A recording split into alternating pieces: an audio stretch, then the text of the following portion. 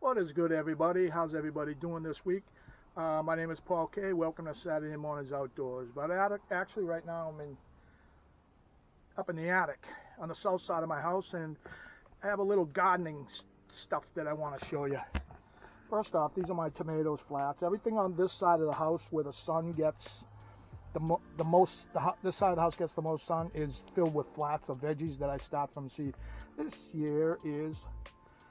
This is this year's tomato crops, and there's 4 varieties in there, and they're doing pretty daggone good, and I'll be hardening them off in a few weeks, and that's the progress on those.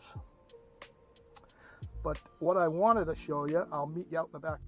So we are out in the rat cave garden, and the crab apples are blooming like crazy, and the regular apple tree and the pear tree is just about ready to go. But so for thousands of years, or 30 years anyway, this was my tiller. You have to till the garden and turn the soil to get the nutrients into the soil, and it's manual labor. I ain't got no problem with it. Take the winter fat off, but no more.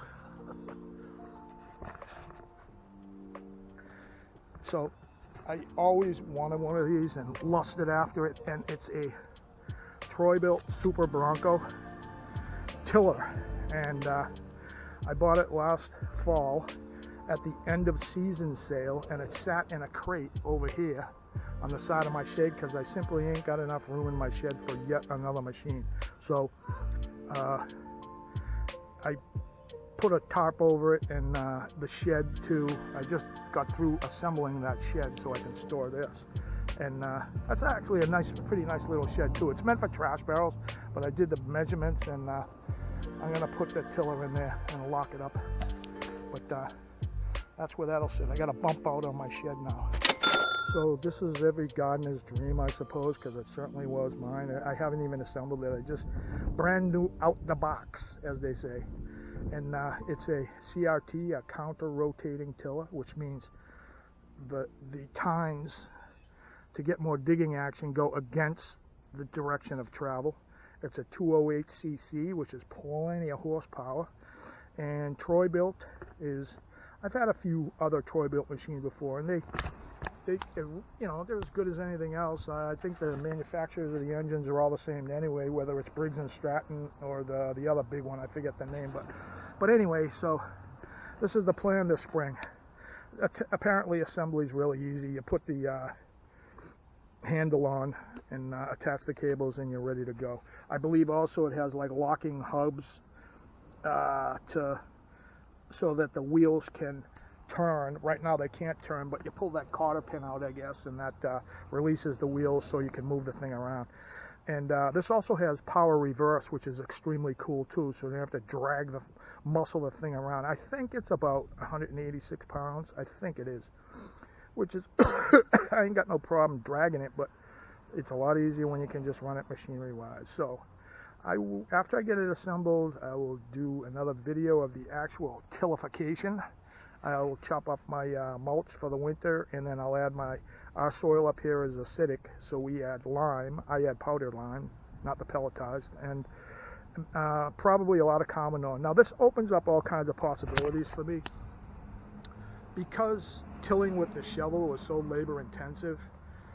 Not really, but it's work. It's real work, and so if you had the notion to use green manure, which is crops that you grow in the fall, and you can turn that in, and it's great for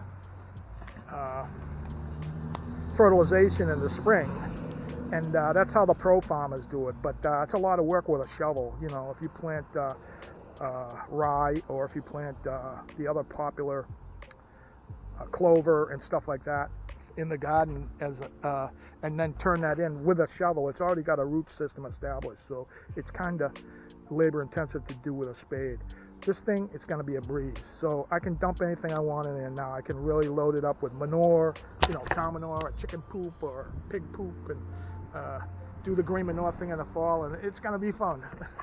And tomatoes like this, I already got them going that big, but this will really be able to, I can really get jiggy with it now. So thought you guys might like to see it, and I'll assemble a thing, and I'll do a run over on the garden and give you the assessment of the Troybilt Super Bronco.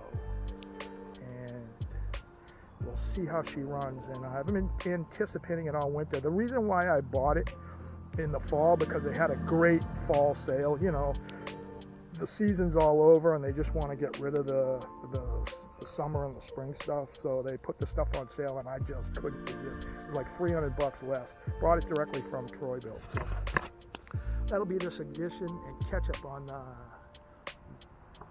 Trail Boss Victory Garden we've got going out here. And hopefully you like this edition and you got an urge to do some gardening, getting out there. This is the time to start doing it. Memorial Day is our traditional planting date. That's technically when they think the last frost is, but we got 3 weeks to go, so this is the time to get the garden ready. So thank you so much for watching, and we'll see you next time. Trail Boss out.